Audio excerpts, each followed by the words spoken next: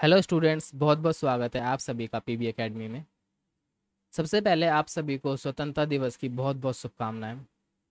इस साल हम 78वां 78th स्वतंत्रता दिवस मना रहे हैं।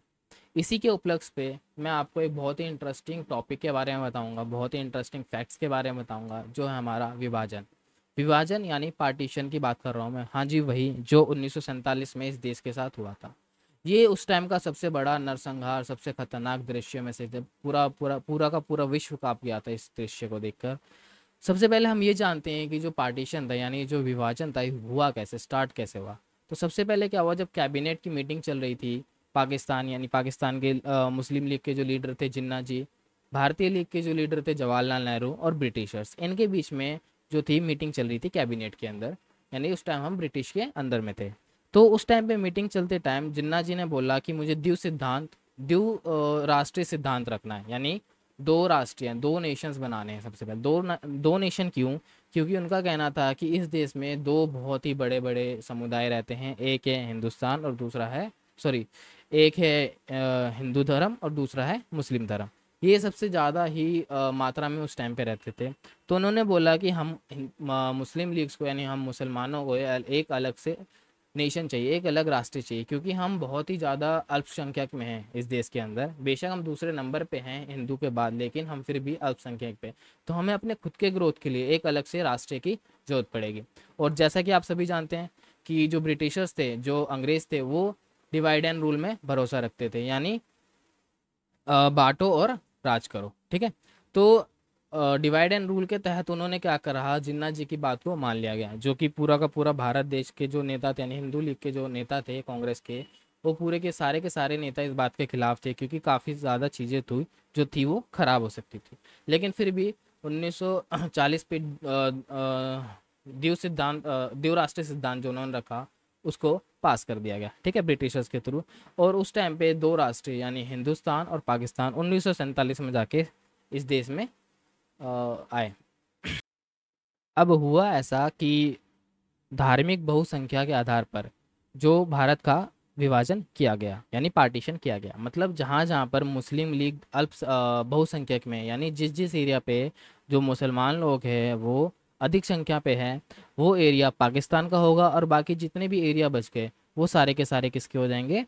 हिंदुस्तान के यानी भारत के हो जाएंगे। चलो एक मैप दिखाता हूँ मैं आपको, इसके थ्रू आपको क्लियर हो जाएगी कौन कौन से एरिया की हम बात कर रहे हैं। जैसा कि आप ये वाला एरिया देख सकते हैं, ऊपर की तरफ जहाँ पे आज का पाकिस्तान है, वो भी पहले हमारे भारत का ही पार्ट हुआ करता था। और जो हमारे वेस्ट बंगाल यानी पश्चिम बंगाल के पास जो हमारा बांग्लादेश का एरिया, ये भी हमारा क्या था? पाकिस्तानी हुआ करता। तो ये वाले जो एरिया थे, जो एक पश्चिमी पाकिस्तान और एक पूर्वी पाकिस्तान, ये दोनों ही ऐसे एरिया थे जहाँ पे जो मुस्लिम आबादी थी वो काफ़ी बहुसंख्यक में थी। ठीक है।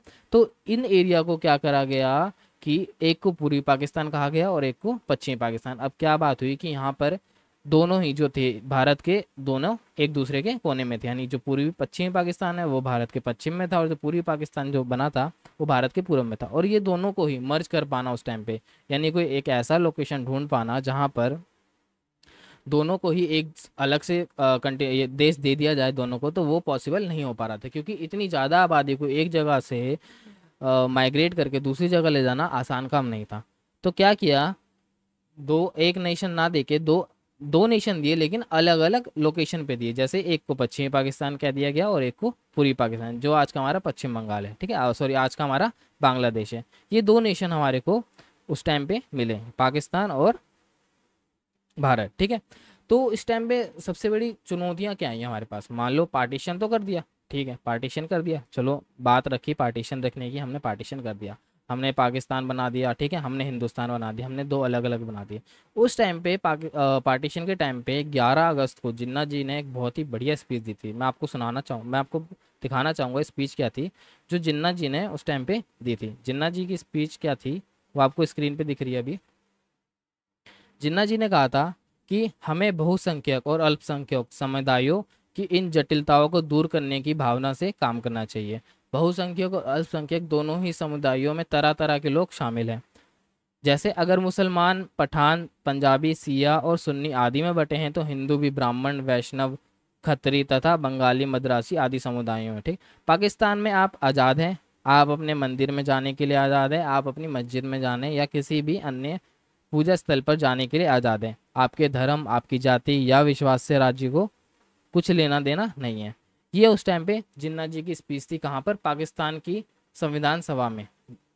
ठीक है, पाकिस्तान की संविधान सभा में उस टाइम पे जिन्ना जी ने स्पीच दी थी कि हमें ना हमें बहुसंख्यक और अल्पसंख्यक में काम करना चाहिए। यानी उस टाइम पे इन्होंने ही सबसे पहले क्या थी, विभाजन की बात रखी थी। और आप देख सकते हो अल्पसंख्यक के समुदायों के लिए इन्होंने क्या करा, एक अलग से नेशन की डिमांड करी, जो कि ब्रिटिशर्स ने पास भी कर दिया था इनकी बात को रखते हुए। ठीक है, उन्होंने बोला ठीक है आपको एक अलग से पाकिस्तान दे दिया जाएगा। इस चक्कर में क्या हुआ कि इनकी बात को सुनते हुए काफ़ी ज़्यादा मात्रा में जो पाकिस्तान में जो हिंदू लोग रहते थे, जैसे सिख थे, सिंधी थे, ये सारे लोग, जितने सारे कैटेगरीज इन्होंने बताए, उन सबको वहाँ से माइग्रेट होकर इंडिया की तरफ आना पड़ा। और इंडिया में जो काफ़ी सारे मुसलमान लोग थे उनको वहाँ पे जाना पड़ा। तो यही पार्टीशन के टाइम पे सबसे बड़ी घटना हुई थी। पार्टीशन जब हुआ तो हमारे पास बहुत बड़ी चुनौतियाँ आई। उनमें से कुछ 3 मेन चुनौतियाँ मैं आपको बताना चाहूँगा। 3 मेन मेजर प्रॉब्लम्स क्या क्या है। सबसे पहले क्या थी, यूनिटी में रहना। जब आपका एक अलग से नेशन तैयार हो रहा हो, वो भी आपके सिर्फ आपके समुदाय के लिए, ठीक है, तो पूरे भारत में सिर्फ हिंदू और मुस्लिम ही नहीं थे, और भी कई जाति धर्म रहते थे, जिनको सबको एक रखना एक सबसे बड़ी चुनौती थी। वो भी उसमें उस देश में जहाँ पर डेमोक्रेसी हो, जहाँ पे लोकतंत्र हो, जहाँ पे जनता का ही सारा शासन होता हो, वहाँ पर जहाँ जनता ही आपस में लड़ रहे हो, तो जनता को एक साथ रखना एक सबसे बड़ी चुनौती थी। तो उस टाइम पे सबसे बड़ी चुनौती हमारी यही थी, यूनिटी में रहना। दूसरी चीज, डेमोक्रेसी को जिंदा रखना, क्योंकि लोकतंत्र अगर नहीं रहेगा तो पूरा का पूरा भारत देश ही नहीं रह पाएगा। यानी अंग्रेजों की वो बात सच निकल जाती है कि ये भारत अपना देश खुद नहीं चला सकते, इसलिए हमें इन पर राज करना पड़ रहा है। तो इस बात को हमें सबसे पहले झुटलाना था। ठीक है, तो डेमोक्रेसी ही एक रास्ता था, यहाँ के जनता, यहाँ के लोकतंत्र, यहाँ के लोग ही जो थे रास्ता थे, जिसकी वजह से भारत को एक आज़ाद राष्ट्र बना सकते थे। ठीक है, और और सबसे लास्ट जो चुनौती थी वो थी डेवलपमेंट, यानी विकास करना। लिंक किसके लिए, हर कम्युनिटी को ध्यान में रखते हुए, यानी ऐसा विकास का रास्ता चुनना, ऐसा विकास करना जिसमें सारी की सारी कम्युनिटी, हिंदू, मुस्लिम, सिख, ईसाई और जितने भी छोटी जाति, बड़ी जाति जितने भी हैं, सब तरीके के लोगों के लिए डेवलपमेंट करने के लिए सोचने हैं। ऐसा कोई तरीका ढूंढना जिसमें सारे के सारे लोग ही क्या हो सके, डेवलप हो सके। तो इसी बात पे नेहरू जी की भी एक स्पीच आई थी, मैं ये आपको दिखाता हूँ स्क्रीन पे। ये नेहरू जी की स्पीच है। ठीक है, ये इन्होंने बोला था 15 अक्टूबर 1947 को, विभाजन के टाइम पे बोला था। तो उन्होंने क्या बोला, ध्यान से सुनिएगा, बड़ी अच्छी बात बोली, मेरे को बड़ी अच्छी लगी इनकी बात, कि भारत में मुसलमान अल्पसंख्यकों की तादाद में इतनी ज़्यादा है कि वह चाहे तब भी यहाँ से कहीं और नहीं जा सकते। मतलब भारत में जो मुसलमान है बहुत ही अल्पसंख्यक तादाद में, कुछ मतलब छोटे छोटे गुच्छे में अलग अलग अलग अलग क्षेत्र में रहते हैं। तो अगर वो चाहे किसी भी तरीके से, तो एक जगह से दूसरी जगह नहीं जा सकते। ये सच्ची बात है, ये एक बुनियादी तथ्य है और इस पर कोई उंगली नहीं उठाई जा सकती। पाकिस्तान चाहे जितना उकसावा दे या वहाँ के गैर मुस्लिमों को अपमान और भय के चाहे जितने भी घूंट पीने पड़े, हम अपने अल्पसंख्यकों के साथ सभ्यता और शालीनता के साथ पेश आना है। लोकतांत्रिक शासन व्यवस्था में हमें उन नागरिकों के अधिकार देने होंगे और उनकी रक्षा करनी होगी। अगर हम ऐसा करने में कामयाब नहीं होते हैं तो ये एक नासूर बन जाएगा जो पूरी राज्य व्यवस्था में जहर फैलाएगा और शायद उन्हें उसको तबाह भी कर देगा। ठीक है, ये इन्होंने क्या उस टाइम पे जो थी, नेहरू जी ने ये बात रखी थी 15 अक्टूबर 1947 को। ठीक है, उन्होंने क्या बोला कि अगर अल्पसंख्यक चाहे तो भी इस देश को छोड़ के नहीं जा सकते, जो कि ये बात काफ़ी हद तक सही देखी हमने। आज के टाइम पे भी हमारे को जो है मुसलमान लीग के लोग, यानी मुस्लिम लोग जो है इस देश में हमारे को देखने को मिलते हैं। क्यों, क्योंकि वो उस टाइम पर ये देश छोड़ के नहीं जा पाए, इस देश में ही उन्हें रहना पड़ेगा, क्योंकि इतनी ज़्यादा आबादी को जाना पॉसिबल नहीं। अब क्यों जाना पॉसिबल नहीं था, ऐसा तो है नहीं कि जा नहीं सकते थे। आजकल हम भी तो बाद में जो है लाहौर की तरफ गए हैं, है ना, हमने बसें चलाई हैं, ट्रेनें चलाई हैं लाहौर की तरफ, क्यों नहीं जा पाए। इसके परिणाम बताता हूँ मैं आपको, विभाजन के परिणाम क्या हुए। सबसे पहले क्या हुआ, यह सबसे बड़ा यानी विश्व का सबसे बड़ा क्या था, माइग्रेशन था, सबसे बड़ा। यानी पूरी की पूरी देश ही, एक तरीके से आप समझ लो कि आप एक देश में रह रहे हो, आप एक एरिया में रह रहे हो, और आपको पता चले कि कल सुबह आप जिस घर में रह रहे हो वो आपके आपके देश में नहीं आता, आपका देश जो है अब 500 किलोमीटर या 600 किलोमीटर दूर जाके बन गया है। तो आपके पूरे के पूरे कम्युनिटी को, पूरे के पूरे समुदाय को, उस एरिया को छोड़ के दूसरे समुदाय यानी दूसरे देश में जाना होगा, है ना। तो ये इस टाइम का सबसे बड़ा माइग्रेशन, जैसे मेरे पीछे आप देख सकते हो, ये जो उस टाइम की ट्रेन है जो पाकिस्तान की तरफ जाती थी, दोनों तरफ पाकिस्तान, पूर्वी पाकिस्तान और पश्चिम पाकिस्तान, उस टाइम पे ऐसी ट्रेनें भर भर के इंडिया से पाकिस्तान जाया करती थी और पाकिस्तान से इंडिया आया करती थी, ठीक है। तो लाहौर और अमृतसर और कोलकाता, तीन एरिया ऐसे थे जहाँ पर बहुत बड़ा नरसंहार हुआ था, नहीं हिंदू मुस्लिमों को मार रहे थे, मुस्लिम हिंदू उसको मार रहे थे, बहुत मास नंबर्स में एक दूसरे को मारा गया। इस एरिया को, इस एरिया को बहुत बड़ा अखाड़ा बना दिया, अखाड़ा घोषित कर दिया गया था।